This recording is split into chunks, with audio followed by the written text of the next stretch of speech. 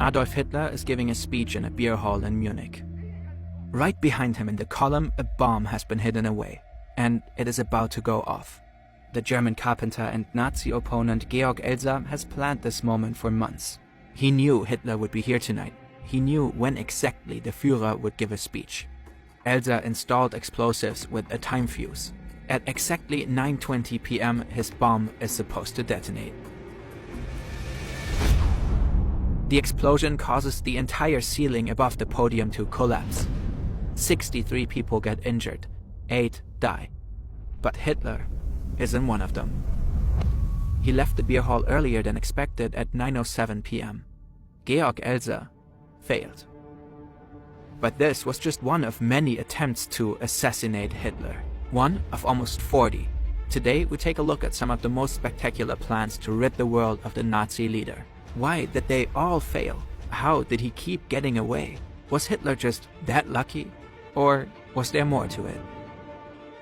This is Henning von Tresckow, a first general staff officer in the Wehrmacht. At first, he's a supporter of Hitler when he seizes power in 1933. But that will soon change.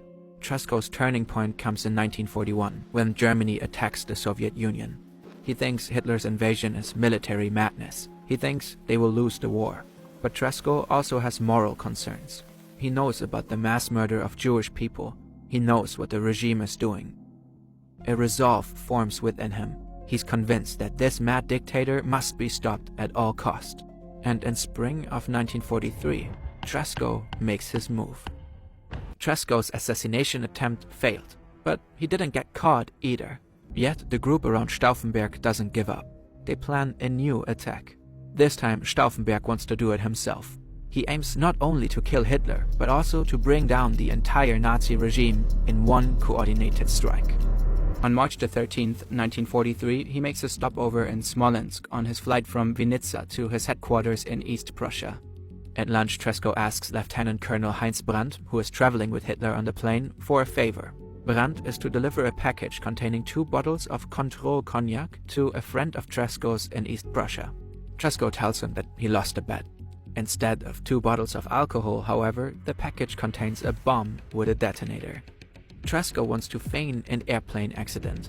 His co-conspirator Fabian von Schlabrendorf secretly activates the time pencil and then hands the package to Brandt. The plane takes off at around 3 p.m. On board are Hitler, Brandt, and the bomb. The bomb is supposed to explode within an hour. Schlabrendorf set the timer by crushing a glass vial filled with a corrosive liquid in the time pencil. The airplane should crash at about the height of Minsk.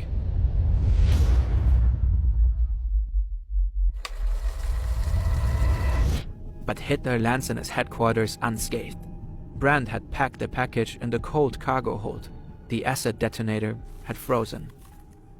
Tresckow immediately calls Heinz Brandt and tells him that he accidentally gave him the wrong package. The next day, Schlabrendorf flies to East Prussia, exchanges the package with 2 bottles of cognac, and defuses the bomb. In the early morning of July 20th, 1944, Stauffenberg and First Lieutenant Werner von Haeften fly from Berlin to the Führer's headquarters. Stauffenberg is to report on the Eastern Front at a meeting with Hitler. It presents the perfect opportunity for Stauffenberg. He plans to arm 2 bombs in his briefcase, place it near Hitler during the meeting, and leave the room before the bombs go off. Then he plans to fly back to Berlin, where he and other resistance fighters plan to take over power after Hitler's death. At the Führer's headquarters, Stauffenberg learns that the time of the meeting has been changed. Due to a visit of the Italian dictator Benito Mussolini, it is moved forward by half an hour. At around 12:15, Stauffenberg pretends to want to change his shirt.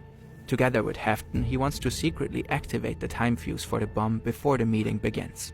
But they get interrupted and told to hurry not to be late for the meeting. Therefore, they can only arm 1 of the 2 explosives. So Stauffenberg doesn't pack the second one and leaves it with Haeften. He then enters the meeting. He puts his briefcase down near his target at the end of the table. Hitler and the bomb are now separated by only about 1.3 meters. Stauffenberg gives his report and then immediately leaves the room, supposedly to make an important phone call.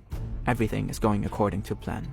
A few minutes later, Hitler leans over the table to further discuss war strategy, and the bomb detonates. Stauffenberg watches the explosion from 200 meters away and is certain. Hitler is finally dead. He flies back to Berlin with Haeften to continue Operation Valkyrie. They plan to blame the SS and the Gestapo for Hitler's death. Then they want to take power and put an end to the Nazi dictatorship. But Operation Valkyrie failed. In the meeting room, the pressure wave caused the ceiling to collapse, and there is now a gaping hole in the floor where the briefcase once stood. The loud explosion ruptured the eardrums of almost everyone present. 4 people die, almost all of the others are injured. Only 2 people got off lightly. One of them is Adolf Hitler. The fact that Hitler leaned over the table during the explosion saved his life. He was only thrown slightly upwards by the force of the explosion. If Stauffenberg had also placed a second bomb in his briefcase, the explosion probably also would have killed Hitler.